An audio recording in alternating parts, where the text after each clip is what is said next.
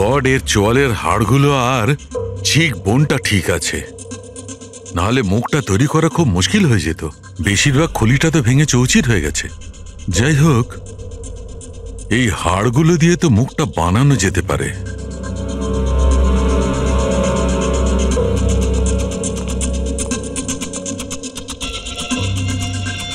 এর মধ্যেই আছে সেই বন্দুকটা যেটা দিয়ে ওকে গুলি করা হয়েছে। জানতে হবে প্রথমে এর মুখটা তো আগে তৈরি করি।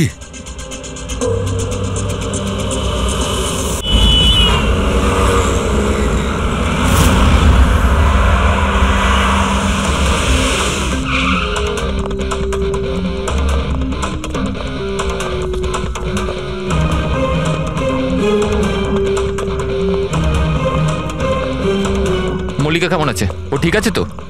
দেখুন প্লিজ ওর খেয়াল রাখুন। আমি এক্ষুনি হসপিটাল পৌঁছচ্ছি। হ্যাঁ হ্যাঁ, এক্ষুনি কিছুক্ষণের মধ্যেই আসছি। ওকে ওকে, থ্যাংক ইউ। আচ্ছা, আপনি কি ফোন করেছিলেন? হ্যাঁ হ্যাঁ, আমি ফোন করেছিলাম। এই ভদ্রলোক এখানে, জানি না কেউ এই বেচারাকে। আপনি এনাকে চেনেন? না স্যার, আমি তো ওকে চিনি না। কিন্তু দেখুন স্যার, আপনি বলেছিলেন যতক্ষণ না আপনি আসেন আমি এখানেই থাকি, তো আমি ছিলাম। এবার আমার হসপিটালে যেতে দিন, আমার ওয়াইফ হসপিটালে ভর্তি। গুলি সোজা মাথায় লেগেছে, মনে হচ্ছে এখনো ভেতরেই আছে। এর স্কাল্প আর নাক খুব বাজেভাবে ভেঙে গেছে। চোয়ালটা ভাঙেনি, কিন্তু একে শনাক্ত করা খুব মুশকিল। মুখ একদম নষ্ট হয়ে গেছে, ফেসটা রিকনস্ট্রাকশন করতে হবে। স্যার প্লিজ আমাকে হসপিটাল যেতে দিন। দেখুন, সরি, আমরা আপনার অবস্থা বুঝতে পারছি, কিন্তু এখানে কি হয়েছিল সেটা না জেনে আপনাকে যেতে দিতে পারছি না। Please sir. দেখুন, আমি জানি যে আপনি এই লোকটাকে চেনেন না, কিন্তু এর মৃত্যু আপনার কম্পাউন্ডে, আপনার বাড়িতেই হয়েছে। এটা কোনো কোইন্সিডেন্স তো হতে পারে না, কিছু তো ব্যাপার আছে। দেখো তো আশেপাশে কোনো বন্দুক পাও কিনা। স্যার,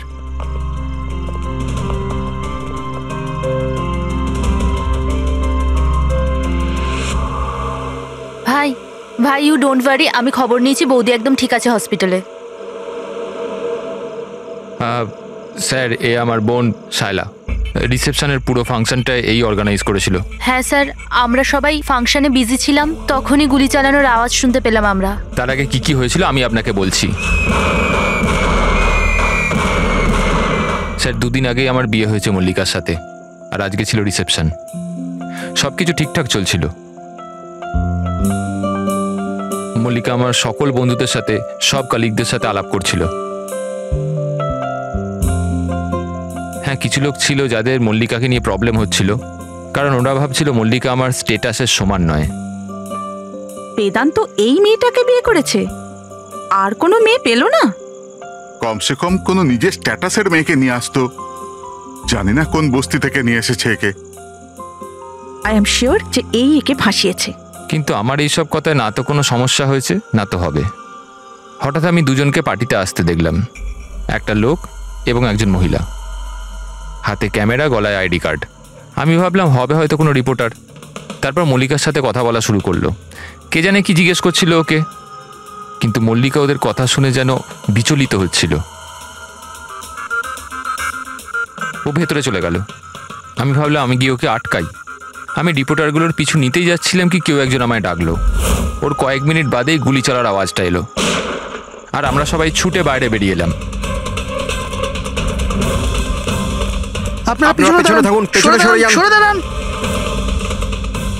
সরুন সরুন। আর তারপরেই আমি আপনাকে ফোন করলাম, আর মল্লিকাকে হসপিটাল নিয়ে যাওয়া হলো। আচ্ছা, ওই যে 2টো রিপোর্টার এসেছিল পার্টিতে, ওরা কি কথা বলছিল কিছু শুনেছো তোমরা? আগে না স্যার। আগে হ্যাঁ, আমি শুনেছিলাম কথা বলতে। আমি তো এখানেই দাঁড়িয়েছিলাম, আমার বন্ধুর সাথে কথা বলছিলাম। রিপোর্টারের নাম পামেলা আর করণ, আর ওরা বম্বে ক্রনিকল টাইমসের ছিল। গুড, এ তো খুব ভালো কথা। আর কিছু শুনেছিলেন? আপনার সঙ্গে কোনো কথা বলেছিল ওরা? না না, ওরা মালিকাকে জানি না কেমন অদ্ভুত অদ্ভুত প্রশ্ন করছিল। তুমি কখনো বোট ব্লাস্টের ব্যাপারে শুনেছো?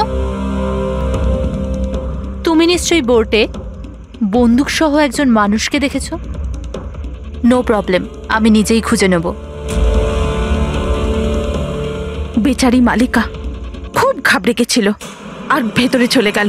আর কিছুক্ষণ পরে গুলির আওয়াজ পাওয়া গেল। এরকম পাগল রিপোর্টার আমরা অনেক দেখেছি, আর আপনারাও খুব ভালোভাবে জানেন যে কোনো কারণ ছাড়া কোনো রিপোর্টার এরকম ফালতু প্রশ্ন করবে না। তো তোমার কি মনে হচ্ছে ওরা দুজন কোনো রিপোর্টার ছিল না? হতে পারে।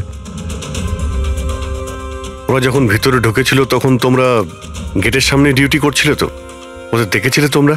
গেটের বাইরে সিসিটিভি ক্যামেরা লাগানো আছে, নিশ্চয়ই ভেতরে আসলে দেখা যাবে। স্যার ওদের এন্ট্রি রেজিস্টারেও আছে, যদি আপনি বলেন তো নিয়ে আসবো। এতে বলার কি আছে, তাড়াতাড়ি গিয়ে নিয়ে এসো, যাও তাড়াতাড়ি। অভিজিৎ, এই লোকটার পকেটে না কোনো আইডি আছে না কোনো মোবাইল আছে, পকেট খালি। আর দ্বিতীয় কথা হলো এর মাথায় গুলি লেগেছে পেছন থেকে, আর ডাইরেকশন দেখে মনে হচ্ছে যে গুলি ভেতর থেকে চলেছে। সব জায়গা খুঁজে নিয়েছি স্যার, কোথাও কিচ্ছু নেই। আর স্যার বন্দুকটাও সে বাড়িতে রেখে যায়নি, যদি বাড়িতে রেখে যেত হয়তো সবাই ভয় পেয়ে যেত। কিন্তু এরকম তো কোনো ব্যাপার নয় স্যার, আমাদের বাড়িতে তো অনেক রকম বন্দুক আছে। কি বলছেন, বাড়িতে? হ্যাঁ, কারণ দাদা তো গানসের ডিলার না।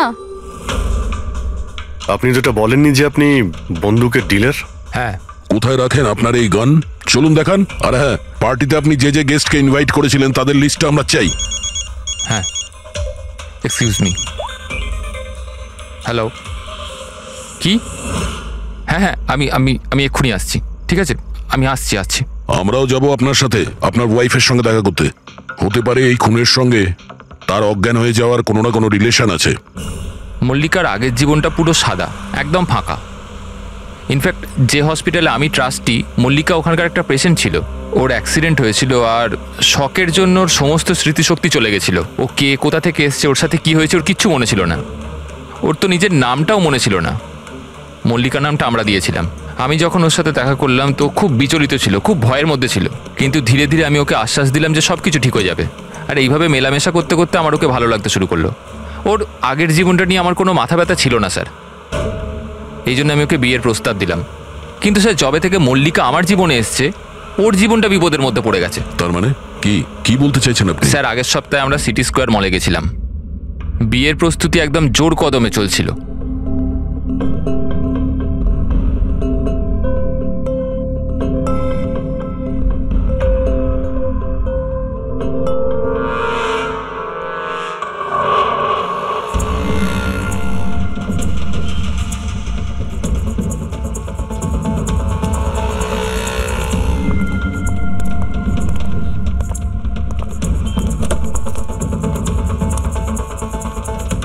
ম্যাডাম, মনে হচ্ছে আমি আপনাকে আগে কোথাও দেখেছি।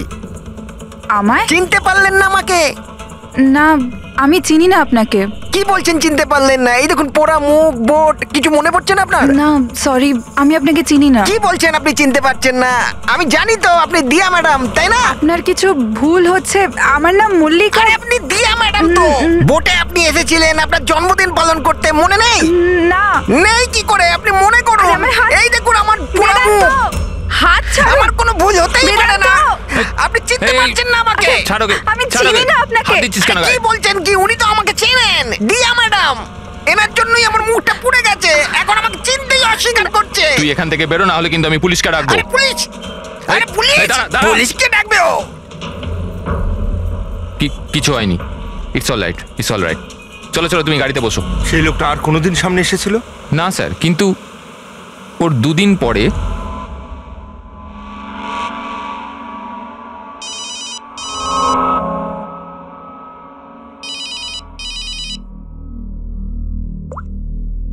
হ্যালো, কেমন আছো সোনিয়া? সোনিয়া? মনে হচ্ছে আপনার কোথাও ভুল হচ্ছে। এখানে সোনিয়া বলে কেউ থাকে না, রং নাম্বার। থাকে, আমি জানি। আমি ওর সাথেই তো কথা বলছি। আর খুব তাড়াতাড়ি আমি তোমার কাছে আসবো, তোমার কাছে, তোমাকে মারার জন্য। বেদান্ত, তোমার এই ঘরে যে লোকটা মারা গেছে তার সঙ্গে এর নিশ্চয়ই কোনো সম্পর্ক আছে। হতে পারে ও তোমার ওয়াইফকে মারতে এসেছিল কিংবা হুমকি দিতে এসেছিল। কিন্তু একটা কথা সত্যি যে এটা সেই লোক না যার মুখে ক্ষত ছিল। আমরা চেক করেছি, কিচ্ছু ছিল না। কিন্তু 100% কোনো না কোনো কানেকশন তো আছে।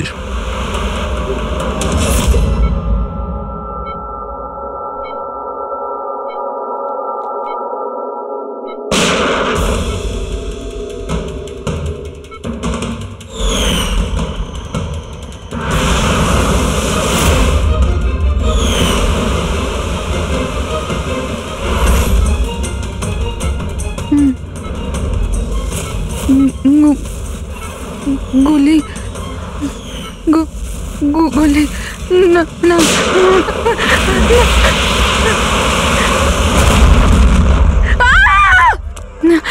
না ইনজেকশন না কাম ডাউন আমাকে ছেড়ে দাও, আমি কিছু করিনি, ছেড়ে দাও। Mallika, are you alright? Relax, তুমি হসপিটালে আছো, একদম সেফ আছো। মল্লিকা, মল্লিকা, মল্লিকা কেমন আছো তুমি? হ্যাঁ, ও গড, কেমন, ঠিক আছো তো তুমি? ঠিক আছো? ডক্টর ঈশান্ত, আপনি বলছিলেন যে বেদান্তকে, যে মল্লিকা একটু অস্থির হচ্ছিল, কিছু বিড়বিড় করছিল, কি হয়েছিল ওর? আসলে মল্লিকা যখন জ্ঞান ফিরল খুব অদ্ভুত ধরনের কথা বলছিল। এরকম মনে হচ্ছিল যেন ও এখানে তো আছে কিন্তু ওর মস্তিষ্ক অন্য কোথাও। মানেটা কি? এরকম মনে হচ্ছিল যেন ও কোনো পুরনো ঘটনার কথা মনে করছিল। ওর অবচেতন মন যেন ওই ঘটনাটাই দেখছে। মল্লিকা, দেখো, ঘাবড়িও না, কিচ্ছু হবে না তোমার। তুমি কি দেখেছো বলো, কি শুনেছো? গুলির আওয়াজে আমার চোখ খুলল। যখন আমি চোখ খুললাম তো আমি অদ্ভুত অদ্ভুত জিনিস দেখছিলাম। একটা বোট আর আর আর একটা লোক ওই লোকটার হাতে একটা বন্দুক ছিল, আর বন্দুকটা আমার দিকে তাক করে আর আর ওই ব্লাস্ট হয়ে গেল। ওই ব্লাস্ট।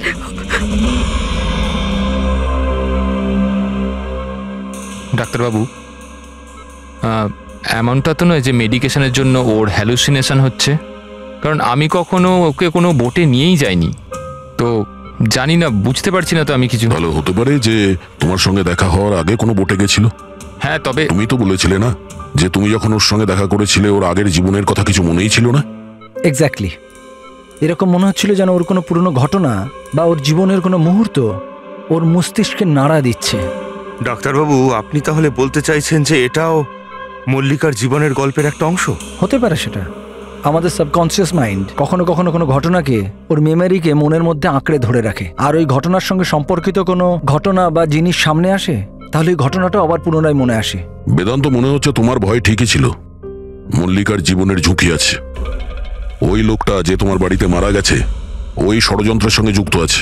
কিন্তু এটা আপনি কিভাবে বলতে পারেন? সেই কারণেই তো করোনার পামেলা মল্লিকাকে উল্টোপাল্টা প্রশ্ন করছিল যে তুমি কখনো কোনো বোটে চেপেছো কিনা, কিংবা কোনো লোককে বন্দুক হাতে দেখেছো কিনা। এই কেস একটা অন্যের সঙ্গে যুক্ত। প্রথমে তো এটা জানতে হবে বেদান্তর ঘরে ওই গুলিটা চালিয়েছে কে।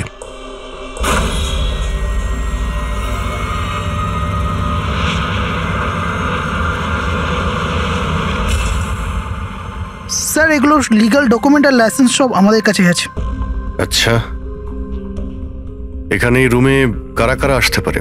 এখানে বেদান্ত স্যার, মল্লিকা বৌদি আর শায়লা ম্যাডাম ওনার বন্ধু আসতে পারে। অদ্ভুত তো, এখানে তো সবাই আসতে পারে। অনেকে এখানে আসতো, তার মানে তো যে কেউ বন্দুক নিয়ে এখান থেকে ইউজ করতে পারে। স্যার, হ্যাঁ স্যার, এরা দুজন রিপোর্টার সেজে এসেছিল, সিসিটিভি ফুটেজে ধরা পড়েছে। মিডিয়া অফিসগুলো থেকে খোঁজ নিয়ে জানতে পারলাম যে এরা কোনো অফিসেই কাজ করে না। নকল রিপোর্টার? ঠিক আছে, এদের ব্যাপারে খোঁজ নাও আর এখানকার সমস্ত বন্দুক বাজেয়াপ্ত করো।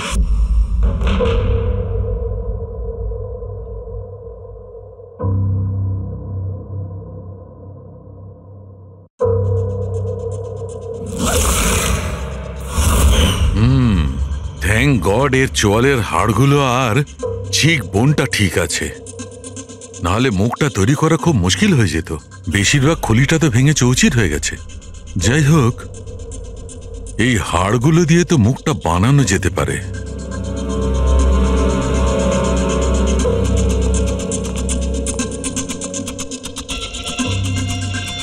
এর মধ্যেই আছে সেই বন্দুকটা যেটা দিয়ে ওকে গুলি করা হয়েছে। জানতে হবে প্রথমে এর মুখটা তো আগে তৈরি করি।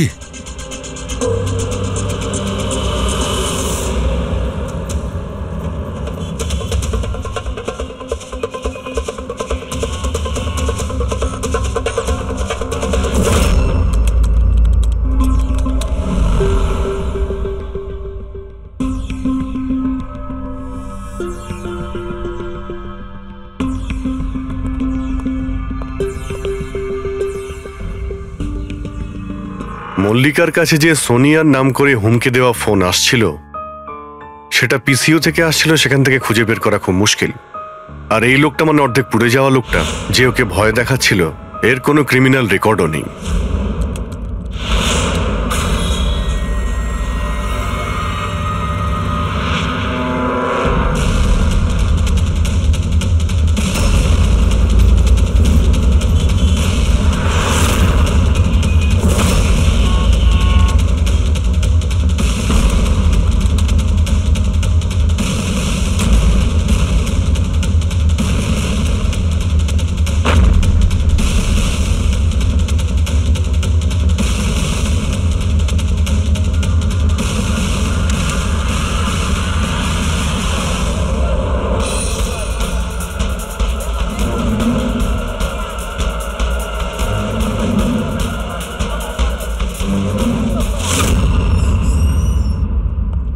শুনুন, আগে বলুন। দেখুন, আমরা সিআইডি থেকে আসছি। সিআইডি? আমি আপনার কি হেল্প করতে পারি? এক মিনিট, একবার এই ফটোটা দেখুন।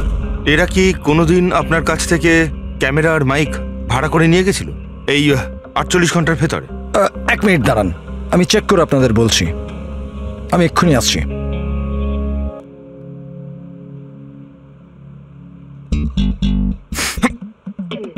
কি হয়েছে? আরে ধরিস না, খারাপ হয়েছে। কিচ্ছু হবে না।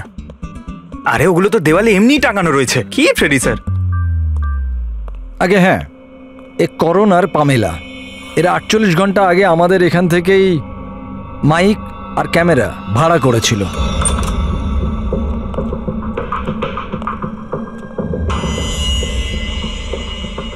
আপনারা কি জানেন মল্লিকার জীবনের ব্যাপারে? সত্যি কথা বলুন। স্যার, আমি আর আমার স্ত্রী থিয়েটার অ্যাক্টার্স। শায়লা আসলে আমাদের ফিনান্সিয়ালি অনেক উপকার করেছে। তো হি ইজ রাইট স্যার। আসলে আমাদের বলা হয়েছিল যে মল্লিকাকে অদ্ভুত অদ্ভুত প্রশ্ন করতে। আমরা তো শুধু ওটাই করেছি। বিশ্বাস করুন, আমরা এটা ছাড়া আর কিচ্ছু জানি না। প্লিজ আমাদের ওপর বিশ্বাস করুন। হেই,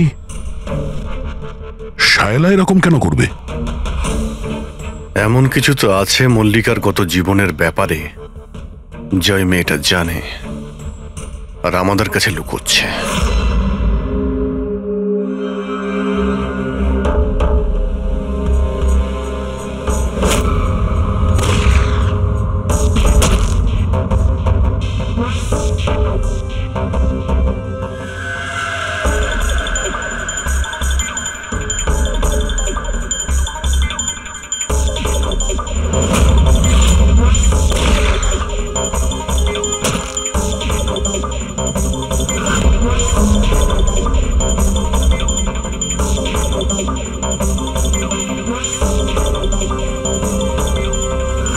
তাহলে এইটা হচ্ছে ওর মুখ।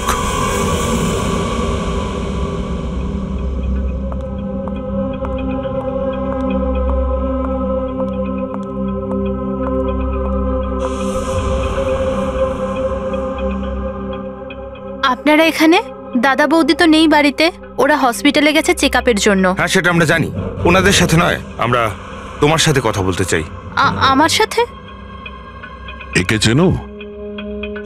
না স্যার।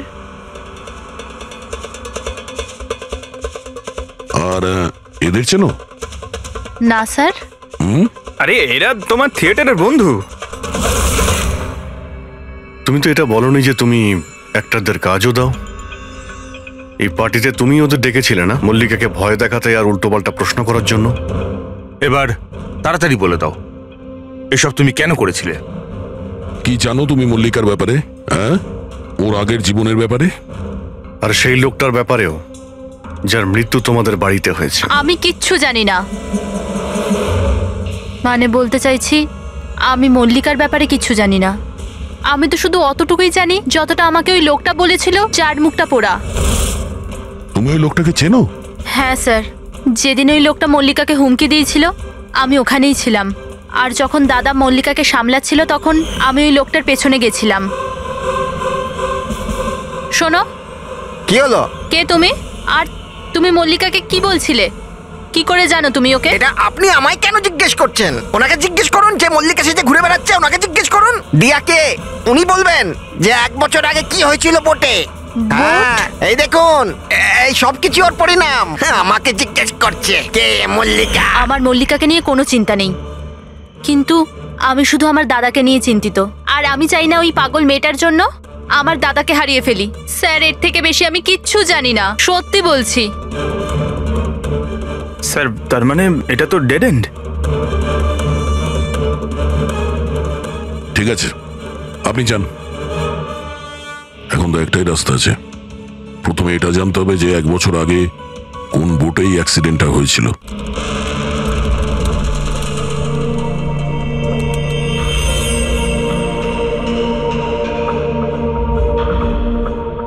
এমন যতগুলো কেস হয়েছে সব কটা দেখো 10 মাস থেকে 1 বছরের মধ্যে। এই সময় বেদান্তর সঙ্গে মল্লিকার দেখা হয়েছিল হসপিটালে। ওকে? Yes sir. একবার যদি বোটে ব্লাস্টের ব্যাপারটা পরিষ্কার হয়ে যায় তাহলেই তদন্ত এগোনো যাবে। স্যার, হ্যাঁ, পেয়ে গেছি। এই দেখুন, 2016 নভেম্বরে একটা বোট ব্লাস্ট হয়েছিল কেরালায়।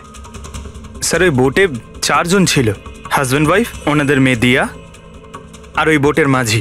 বম ব্লাস্টের জন্য স্যার সবাই মারা গেছিল, শুধু ওই মাঝি ছাড়া। স্যার, এ তো মল্লিকা। মল্লিকা, দিয়া, এর ফ্যামিলি তার কে কে আছে? স্যার, মাথুর ফ্যামিলিতে 4 জন মেম্বার, হাজব্যান্ড ওয়াইফ, ওদের মেয়ে দিয়া, আর ওর ভাই রতন। 1 মিনিট স্যার, এই যে এটা ওর ফটো, রতনের। এটা তো সেই লোকটা যার মৃত্যুটা গুলি লেগে হয়েছে বেদান্তর বাড়িতে। কিন্তু স্যার, গুলিটা মারলো কে? এখন এই সব প্রশ্নের উত্তর কেরালাতে গেলেই জানতে পারা যাবে।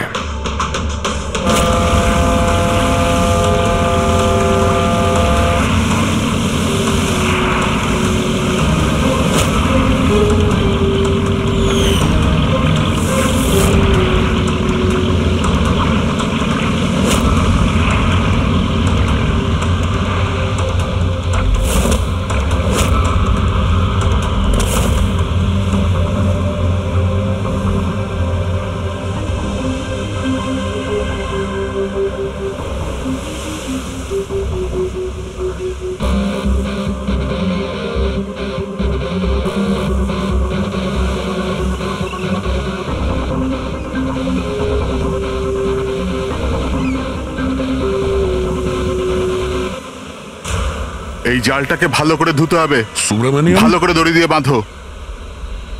আগে আপনি সুব্রমণিয়ম? হ্যাঁ।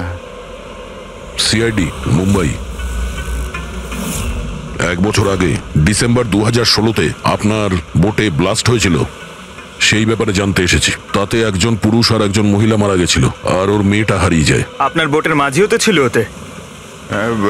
মাঝি? হ্যাঁ, আপনার বোটের মাঝি তো ওই বোটেই ছিল। হ্যাঁ স্যার, মাঝিও ছিল।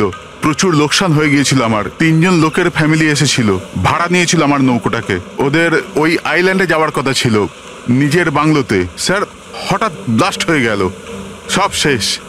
আমার নৌকোটাও, আমার মাঝিটাও, ও বেচারাও খুব কষ্ট পেয়েছিল। অর্ধেক মুখ জ্বলে গিয়েছিল ওর। আচ্ছা, এই কান্তকে এখন কোথায় পাওয়া যাবে? এখন বলতে পারবো না স্যার, আমি জানি না ও কোথায় থাকে এখন।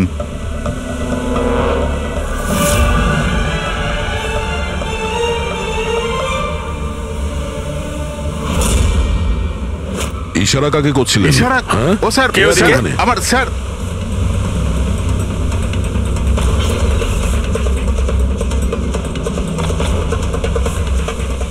এই এই এই, দাঁড়া।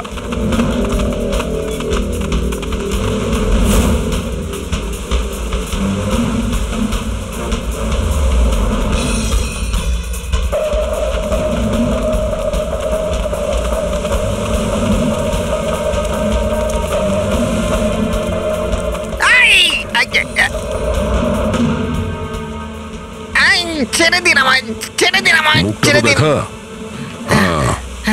তুমি, হ্যাঁ, তুমি মল্লিকাকে মারতে চেয়েছিলে, হ্যাঁ, আর রতনকে মারার জন্য বেদান্ত ম্যানসনে ঢুকে গেছিলে, তাই তো? এই আবার যাবো। আর ওখান থেকে পালিয়ে এখানে চলে এসছো লুকানোর জন্য?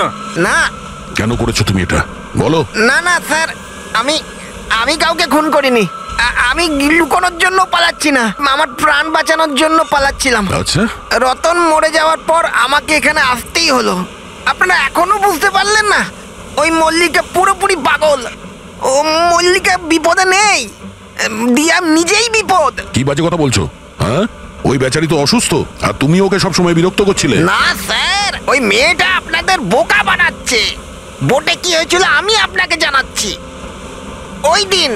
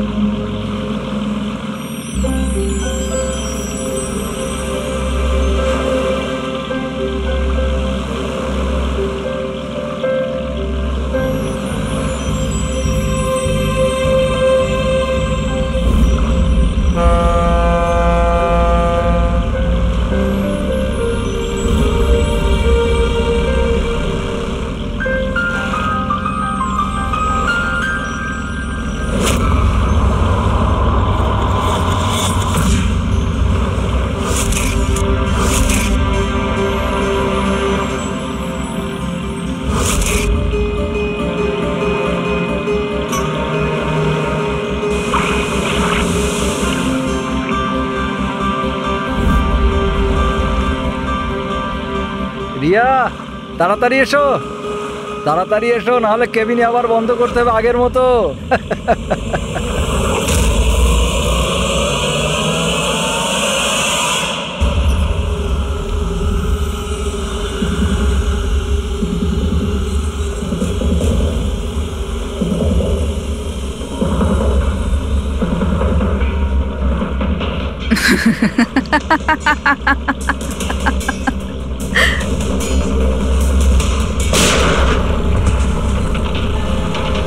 এটা আপনি কি করলেন? নিজের বাবা মাকে মেরে ফেললেন। দিয়া ম্যাডাম, এটা আপনি কি করলেন?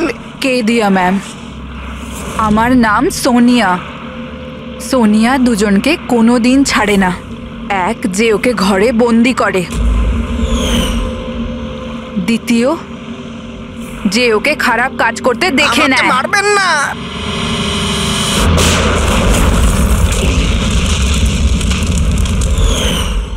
আমি তো বেঁচে গেলাম, কিন্তু বোটটা জ্বলে যাওয়ায় আমার মুখটাই জ্বলে গেল।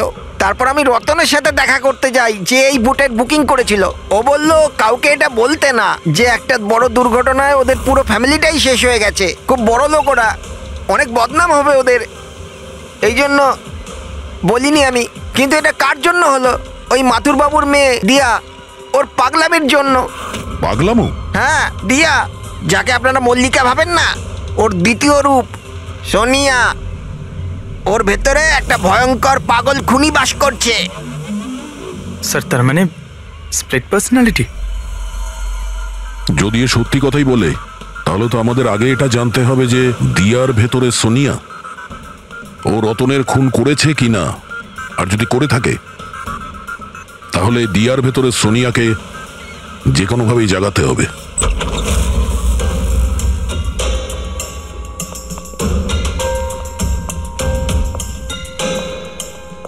মিস্টার বেদান্ত, আপনি কিছুক্ষণের জন্য এখান থেকে চলে যান তো। আরে কিন্তু আপনারা এসব করছেনটা কি? তুমিও চলে যাও এখান থেকে। কিন্তু কিছু বলুন তো, ব্যাপারটা কি? সবকিছু বলবো, আপনি আগে এখান থেকে চলে যান প্লিজ। যান যান বাইরে যান। তুমিও যাও। না না, আপনি না, আপনি ওখানে বসুন। স্যার, আপনি বসুন ওখানে। বেদান্ত, চলুন বসুন ওখানে। কি হয়েছে স্যার? সব ঠিক আছে? কিছু হয়নি, এবার হবে। আজকের পর থেকে না আপনি বেদান্তর সঙ্গে দেখা করবেন, আর না ওর বোনের সঙ্গে। শুধুমাত্র এদের দুজনের সঙ্গেই না, তুমি কারোর সঙ্গে দেখা করবে না। হ্যাঁ, হ্যাঁ? কিন্তু বাদ দাও।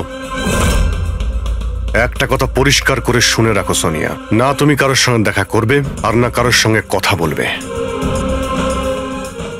আর আমাদের পারমিশন ছাড়া তুমি এই বাড়ি থেকে এক পাও বাইরে রাখবে না। এই বাড়িতে তুমি বন্দি। সোনিয়া। কেন কেন কেন যাব না? যাব, নিশ্চয়ই যাব। যাব। এইভাবে কথা বলবে না। আমি যাবই। তুমি কোথাও যাবে না। তুমি এইভাবে কথা বলবে না। বাইরে যাওয়া তো দূরের কথা, এই জলটা এখানে রাখা রইল। আমাদের পারমিশন ছাড়া তুমি এই জলটাও খেতে পারবো না, বুঝেছো?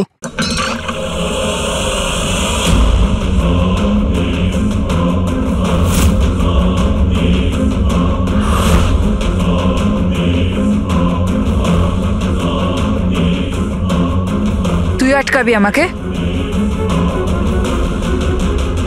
নাকি তুই সোনিয়া নিজের ইচ্ছার মালিক?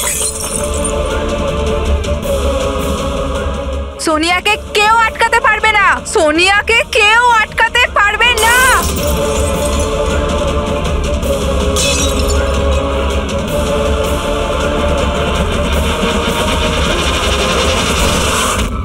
কাউকে ছাড়বো না, কাউকে ছাড়বো না আমি। ছাড়ো, ছাড়ো, ছাড়ো।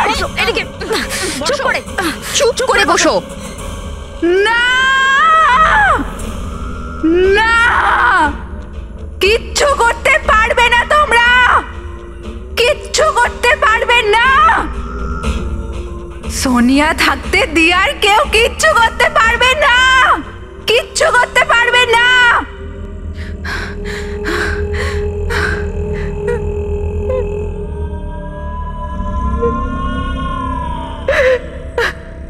দিয়ার বাবা মা এরকমই করেছিল। দিয়াকে ঘরে বন্ধ করে দিত।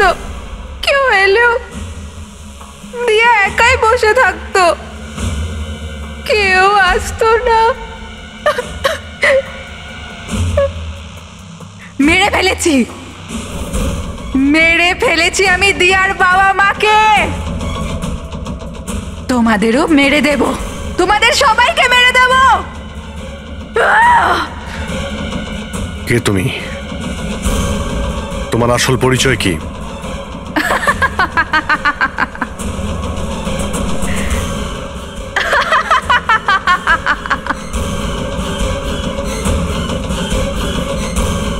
আমি কে? আমি দিয়া। আমাকে বাঁচাও। আমি দিয়া, প্লিজ আমাকে বাঁচাও, প্লিজ। রতনকে তুমি মেরেছো না?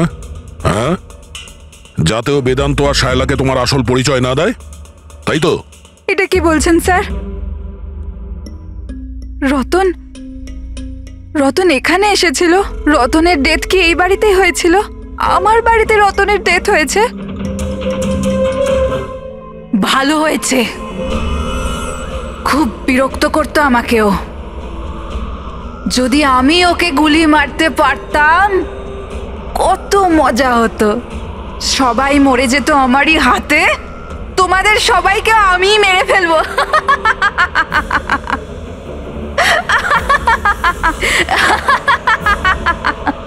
খোলো আমাকে, আমি বলে দিচ্ছি, আমাকে খুলে দাও, না হলে তোমাদের সবাইকে মেরে ফেলবো।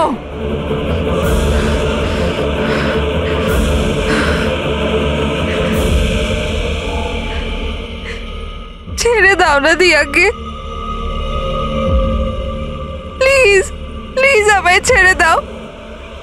আমি কিচ্ছু জানি না।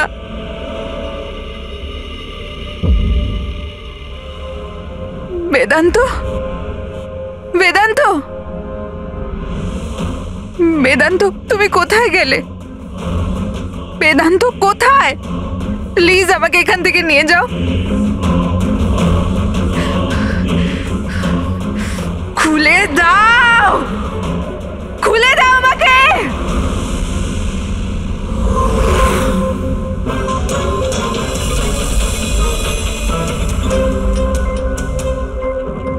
এই হচ্ছে সেই বন্দুক যেটা থেকে গুলি করা হয়েছে। এবার অভিজিৎ, তুমি এক কাজ করো, এই বন্দুকটা নাও আর ওই সেকেন্ড ফ্লোরে যে উইন্ডোটা আছে ওখানে গিয়ে একে গুলি করো। ওখান থেকে? Come on go. আরে স্যার, এটা 9mm বন্দুক। যদি আমি জানালা থেকে দাঁড়িয়েও এই ডামিকে গুলি করি তাহলে গুলিটা ডামি পর্যন্ত পৌঁছানোর আগেই নিচে পড়ে যাবে। রেঞ্জ খুবই কম হয়, এর গুলি লাগবেই না। আচ্ছা, ওর গুলিটা লাগবেই না। ওকে, এর গুলিটা যদি ওখান থেকে না লাগে তাহলে দয়া দয়া তুমি এক কাজ করো, তুমি এখান থেকে 7-8 ফুট দূর থেকে একে গুলি করো।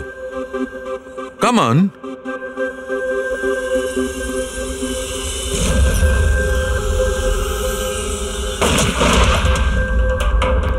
আপনি প্রমাণ কি করতে চাইছেন ডক্টর সালুখে?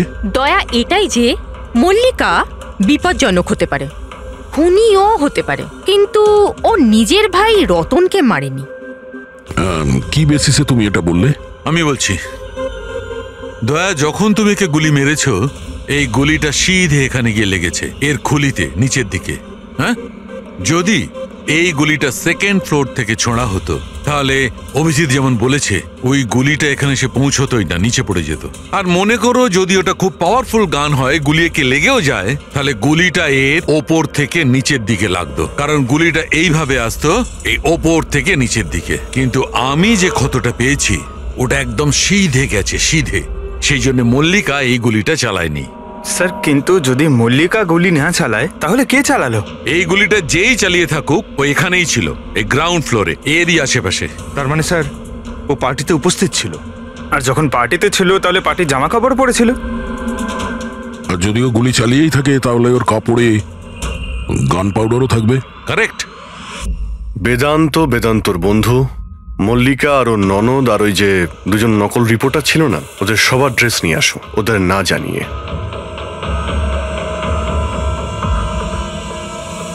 আমাদের কাছে এটা একটা অদ্ভুত কেস ছিল। শুরুতে আমরা বুঝতেই পারছিলাম না যে খুনি আসলে কে, কিন্তু কথায় আছে না, সত্য কোনোদিনও গোপন থাকে না। ও মল্লিকাকে হুমকি দিয়েছিল, ভয় দেখিয়েছিল, এটা সত্যি।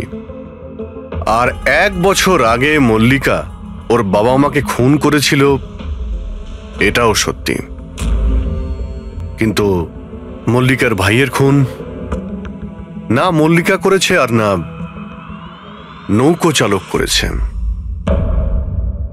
রতনের খুন সেই করেছে যে রতনের খুব কাছে দাঁড়িয়েছিল, একদম কাছে। আর সে শুরু থেকেই আমাদের চক্রব্যূহতে ফাঁসিয়ে রেখে দিয়েছিল, আর আমরা ঘুরেই যাচ্ছিলাম। শেষ পর্যন্ত সে তারই চক্রব্যূহতে ফেসে যায়। ও আমাদের অনেক মিথ্যে কথা বলেছে, অনেক মিথ্যে, কিন্তু সত্যি বেশি দিন গোপন থাকে না। বেদান্ত, তুমি আমাদের অনেক মিথ্যে বলেছ, কিন্তু তোমার এই ড্রেস সত্যিটা বলে দিয়েছে। আমরা তোমার জামার থেকে গান পাউডার পেয়েছি।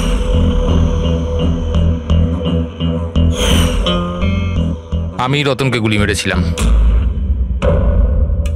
রিসেপশনের একদিন আগে ওর একটা ফোন এসেছিল, আর ও রিসেপশনের দিনও এখানে এসেছিল। আমি ওর সাথে একা দেখা করতে গেলাম, কি সব উল্টোপাল্টা কথা বলছিল। যে মল্লিকার মাথার ঠিক নেই, ওর নাকি ডিসঅ্যাসোসিয়েটিভ ডিসঅর্ডার আছে, স্প্লিট পার্সোনালিটি, জানি না আরো কি সব বলছিল মল্লিকাই নাকি ওর মা বাবাকে মেরেছে, আর ও আমাকেও নাকি মেরে দেবে। খুব রাগ হয়েছিল ওর ওপরে। যখন আমি ওর কথা না শুনে ওকে এখান থেকে বেরিয়ে যেতে বললাম, তো আমাকে ধমকি দিল যে ও নাকি পুলিশে গিয়ে সব কিছু বলে দেবে। ও তো ভয় পাচ্ছিল যাতে মল্লিকা না ওর খুন করে দেয়। তারপরে খুব অদ্ভুত কথা বলছিল যে মল্লিকা পাগল হয়ে গেছে, জোরে জোরে চিল্লাতে শুরু করে দিল। বলছিল যে মল্লিকাকে ঘরের ভেতর আটকে রাখো, না হলে সবাইকে মেরে দেবে। আমি ওর কথা শুনলাম না, আর ওকে বললাম যে ও যেন ওখানেই দাঁড়ায়।